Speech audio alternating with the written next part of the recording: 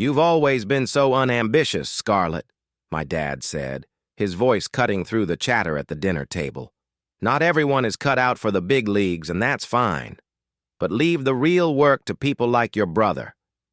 I set my fork down carefully, my hands trembling under the table. And yet somehow, except for you, Dad, my unambitious self is the only other person at this table with a track record of success, I said evenly, meeting his eyes. My brother smirked, the same infuriating, dismissive grin I'd seen my entire life. "My name is Scarlet Greer. I'm 32 now, but when all of this began, I was just the overlooked middle child in a family where success was measured by flash and status. My dad, Richard Greer, built one of the most successful real estate empires in Chicago.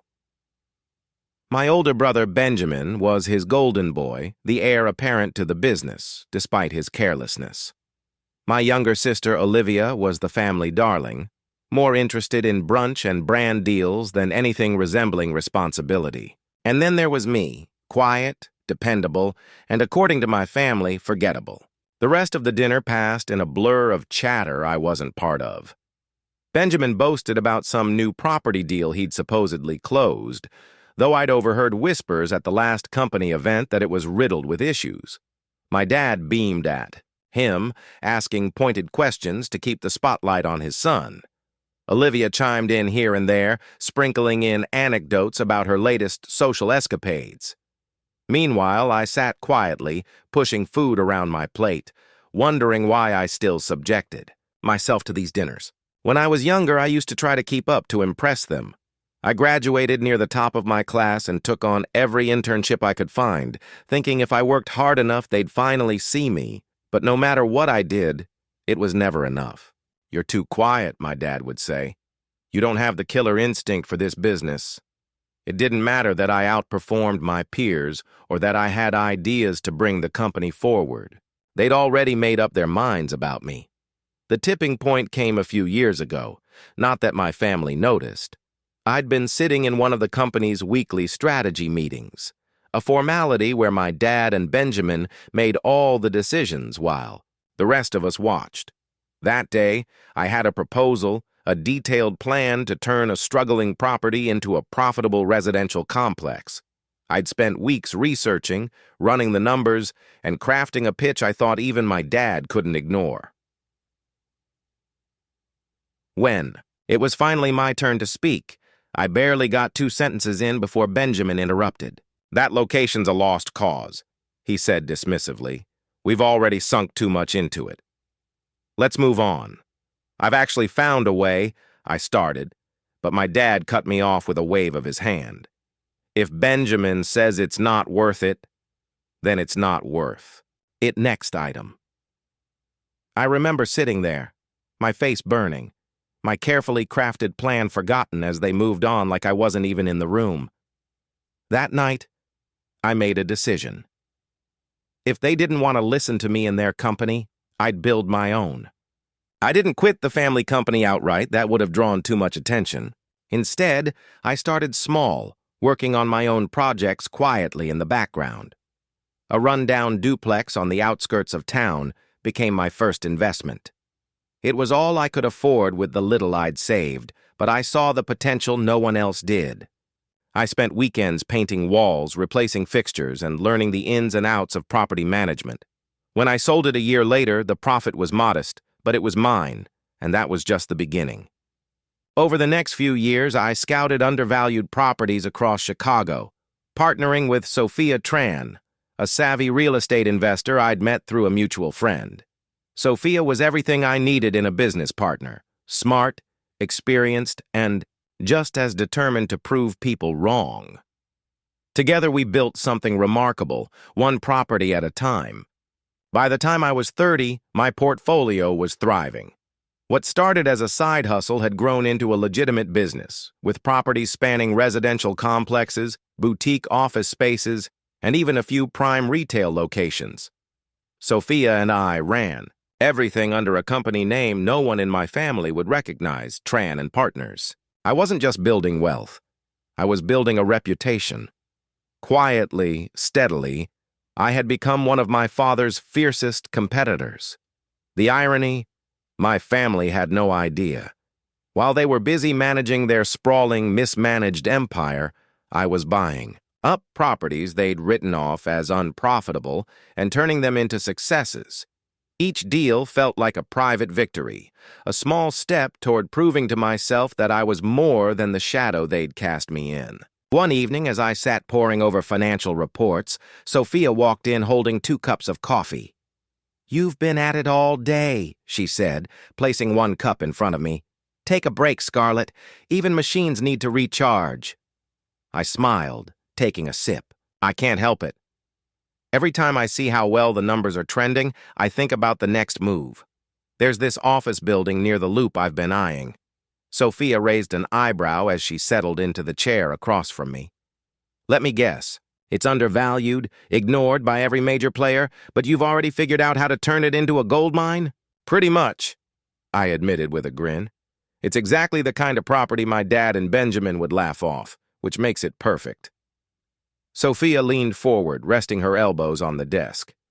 "Speaking of them, don't you think it's only a matter of time before they figure out who's behind Tran and Partners?" "Maybe," I said, shrugging. "But by the time they do, it won't matter. We're not just surviving, we're thriving." And besides, I hesitated, swirling the coffee in my cup. Part of me doesn't even care if they find out anymore. They've already dismissed me my whole life. I've learned to live without their approval.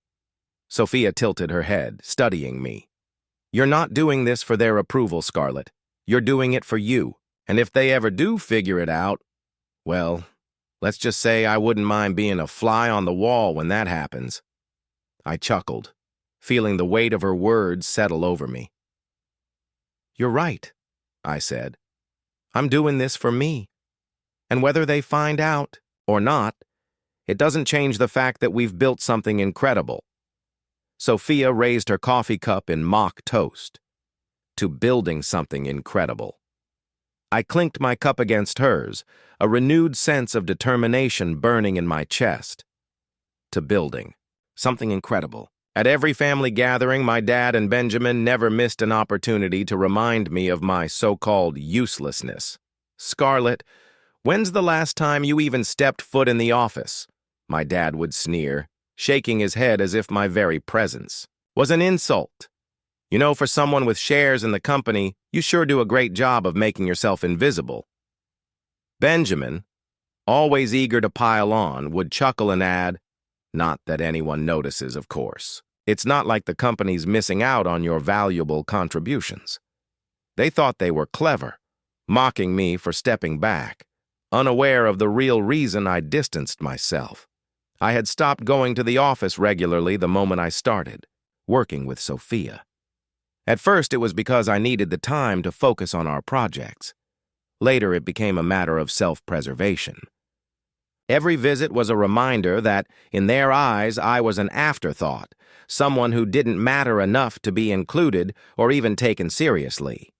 I showed up only when absolutely necessary, attending shareholder meetings out of obligation and slipping out as soon as I could. To them, my absence was just more proof of my irrelevance. To me, it was a chance to build something far greater than they could ever imagine. From the beginning, Sophia had been the face of Tran and Partners.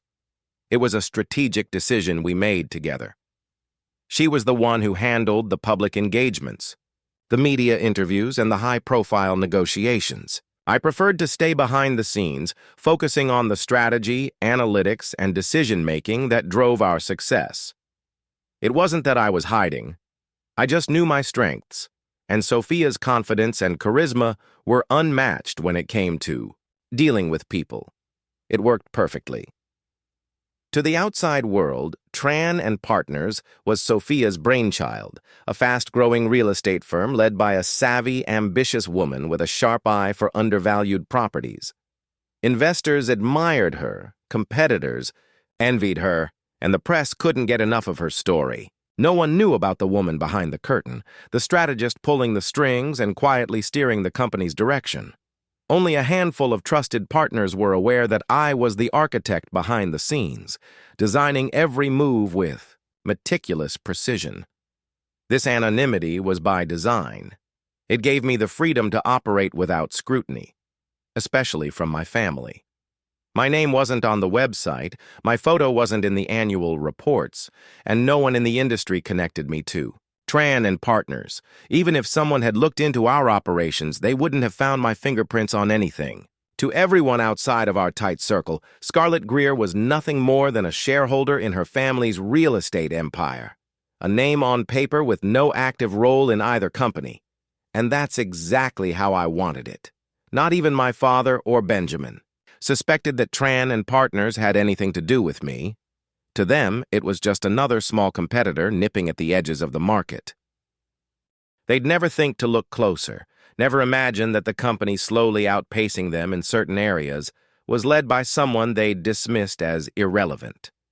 The irony wasn't just satisfying, it was my greatest weapon. But I knew this balance couldn't last forever. The bigger we grew, the more attention we'd attract. And one day, whether I was ready for it or not, my two worlds would collide. The industry gala was the kind of event my dad and Benjamin thrived on. It was all about networking, rubbing shoulders with the who's who of real estate, and reminding everyone why Greer Enterprises was considered a powerhouse. I wasn't planning on going, it wasn't really my scene, but Sophia insisted. "Come on, Scarlet," she said as she tossed an elegant black dress onto my couch. "You've earned a night to celebrate. Besides, it'll be fun to watch everyone squirm when they realize how far Tran and Partners has come." I reluctantly agreed, knowing my presence would likely go unnoticed. My dad and Benjamin were sure to be there, but they'd written me off so thoroughly that I'd be just another face in the crowd. And I was fine with that. At least that's what I told myself. The ballroom was breathtaking, the kind of opulence that screamed old money. Chandeliers sparkled overhead, waiters weaved through the crowd with trays of champagne, and the city's most powerful figures gathered in clusters, exchanging polite laughter and business cards. As soon as I spotted my dad and Benjamin, I knew the night was about to become an exercise in patience. "Well, well," Benjamin said, smirking as I approached their table. "Look who decided to show up! You know, Scarlet, these events are usually for people who actually contribute to the industry." "Be nice," my dad muttered, though his tone wasn't much kinder. He barely glanced at me as he adjusted his tie. "Just try not to embarrass us." I swallowed the retort bubbling in my throat and found a seat at a table near the back where Sophia and a few of our closest colleagues were waiting. My dad and brother couldn't see me from there. "How's it going over there?" Sophia whispered, nodding toward my family. "Exactly as expected," I replied. "Let's just get through tonight." As the evening progressed, award after award was handed out, and Greer Enterprises didn't take home a single one. My dad's expression grew darker with every passing announcement, and Benjamin's usual bravado dimmed. I could see the frustration building between them, but I stayed out of it, content to watch from the sidelines. Then it happened.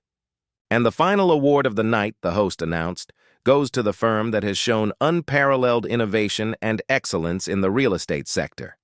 This year's winner is Tran and Partners. My heart skipped a beat as applause erupted around the room. Sophia rose from her seat, beaming as she made her way to the stage. My dad and Benjamin exchanged confused glances, clearly wondering how a smaller firm like Tran and Partners had managed to overshadow them. Sophia accepted the award gracefully, her poise and charisma commanding the room as she took the microphone. "Thank you," she began, her voice warm and steady. "This recognition means so much to Tran and Partners and to everyone who has contributed to our journey.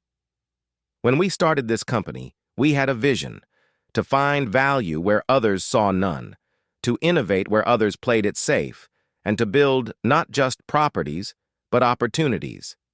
And tonight, being here among so many talented people, this award feels like validation of that vision." Applause rippled through the crowd, polite and appreciative. But Sophia wasn't finished. She adjusted the microphone and took a small step forward, her expression softening into something more personal. "But," she continued, her voice taking on a deeper resonance, "this moment isn't just about me or even our team as a whole. It's about someone who has worked tirelessly behind the scenes, someone whose brilliance and determination have been the driving force behind Tran and Partners. I'm standing here tonight because of her vision, her strategic mind, and her unwavering commitment to excellence." I froze in my seat, my stomach tightening.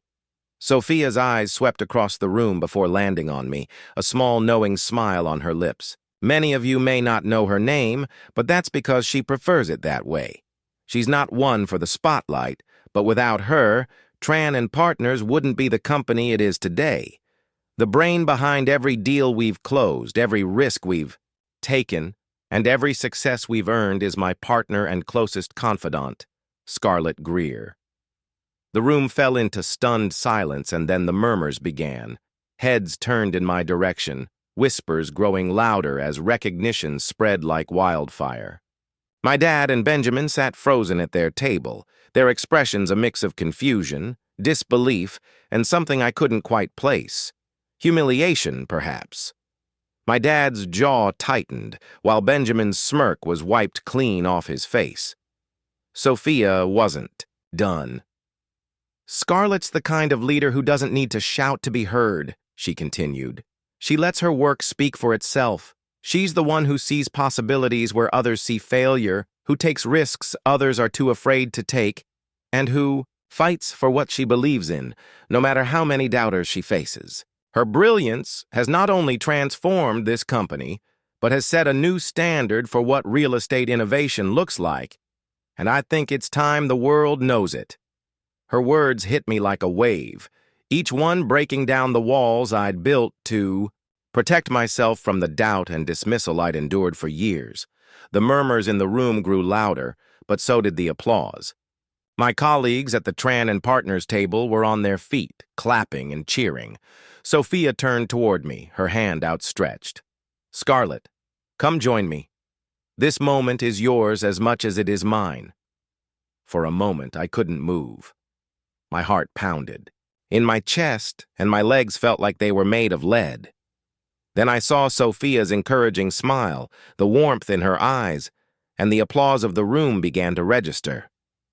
Slowly, I stood, my knees shaky but my resolve strengthening with every step I took toward the stage. As I climbed the stairs and stepped into the spotlight, I could feel every pair of eyes on me. My father's, my brother's, and the room full of industry leaders who had no idea I'd been shaping this industry from the shadows.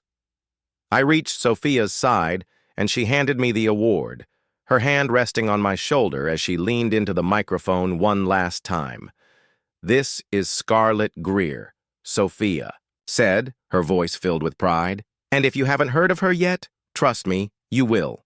Standing there on stage with the weight of the award in my hands and the applause thundering around me, I felt something I hadn't experienced in years, a sense of validation, not from the crowd, but from myself. My eyes scanned the room briefly, landing on my father and Benjamin. Their stunned expressions were priceless, a mix of shock, disbelief, and a flicker of something that might have been respect. Sophia leaned toward me, her voice low and steady. "Say something," she whispered, her hand giving my shoulder a reassuring squeeze.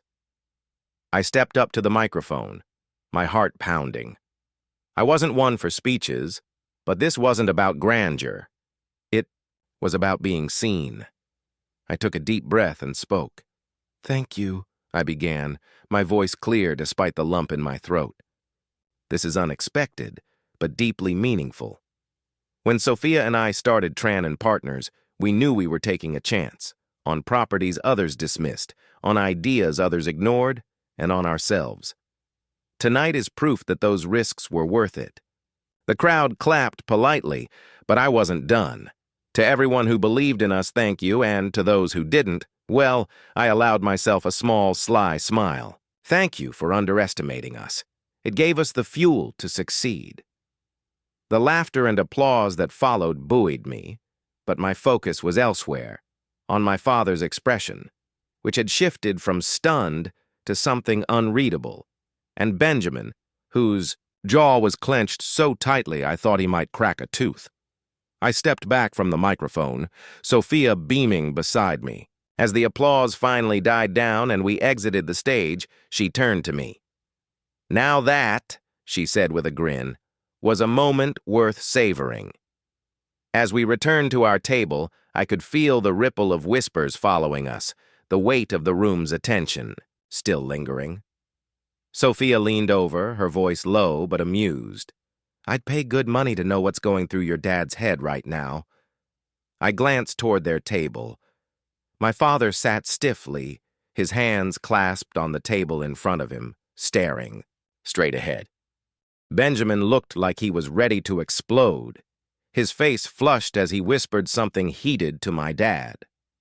Olivia, ever the oblivious one, sipped her wine, her eyes darting between the two of them as if trying to gauge whether the tension was worth interrupting her evening. "They'll come around," Sophia said, as if reading my thoughts.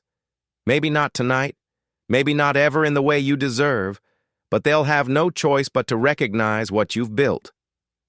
"Maybe," I replied, though I wasn't sure I cared anymore. For once, their acknowledgement wasn't the goal. It was the byproduct of proving to myself that I could thrive without their approval.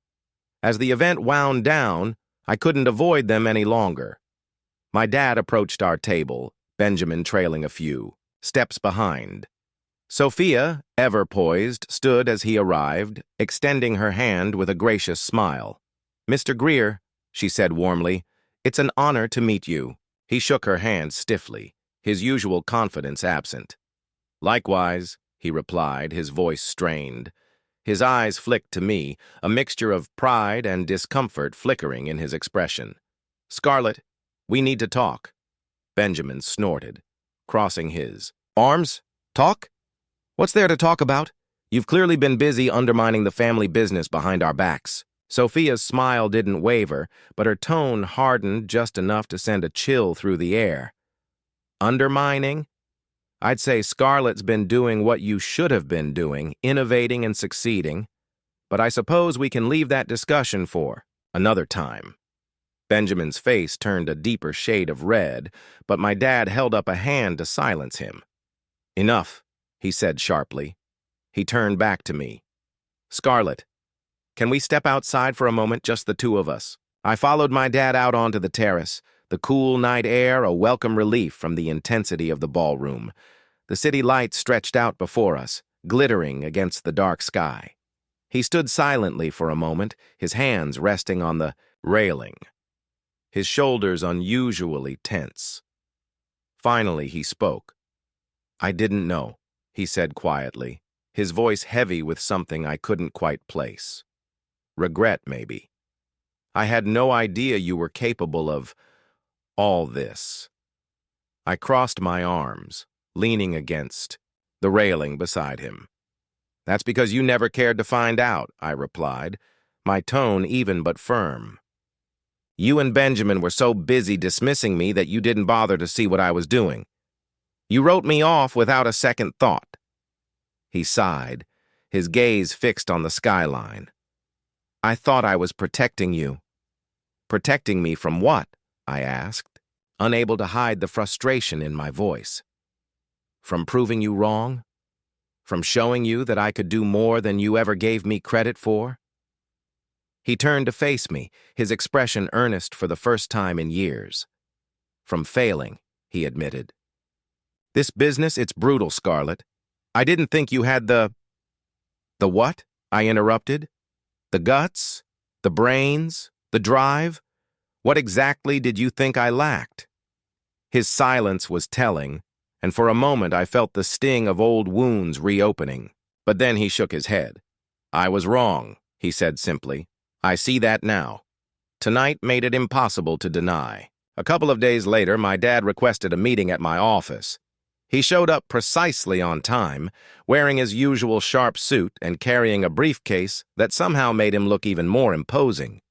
Sophia was already waiting in the conference room when he arrived, poised and unflappable as always. I joined them, feeling a mix of curiosity and inevitability about whatever he was about to propose. He wasted no time getting to the point. Scarlet, Sophia.